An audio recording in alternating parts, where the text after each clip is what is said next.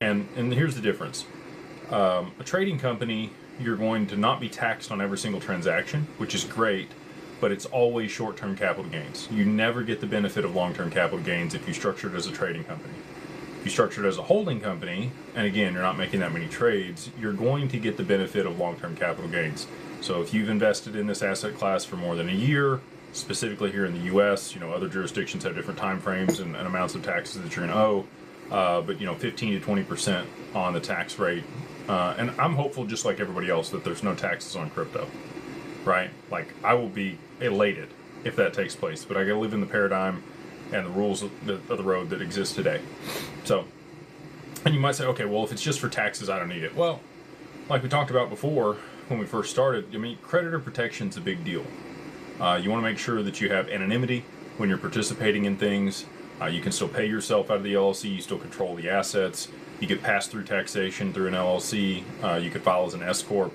You do have to pay yourself a reasonable salary once it starts producing revenue, and that's somewhere between $50,000 and $70,000 a year. Is what you have to pay W-2 taxes on, or self-employment tax.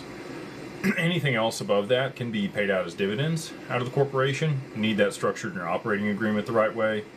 Make sure you have provisions on what cadence you're going to be taking money out of the company, how that works if you have other minority owners on the cap table, blah, blah, blah.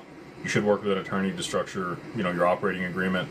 The other thing I would say about the operating agreement that we do very different than other people is we have specific considerations and language around digital assets in the operating agreement. The security of it, governance around it, the legal component there in Wyoming. There's legislation that's very beneficial for digital assets. All of that's curated in the language that we have as one of the verticals that you can invest in when it comes to this LLC that manages alternative investments. The other reason we structure it that way, and not as a holding company that manages crypto, is when you go to set up a bank account and you say, hey, this is my company to manage my crypto, they're not going to set up your bank account. It's not going to matter where you go. If you say this is a holding company that I use to invest in alternative assets, that could be real estate, it could be private equity, it could be private credit, other things, gold, silver, they'll be like, oh, okay, sure.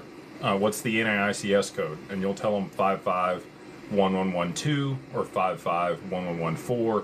They'll look it up. They'll see that it's a holding company. They're going to be good to go. If you tell them it's a crypto trading company, probably not going to set you up an account. You're going to have to work with a specific bank or an exchange or somebody like that.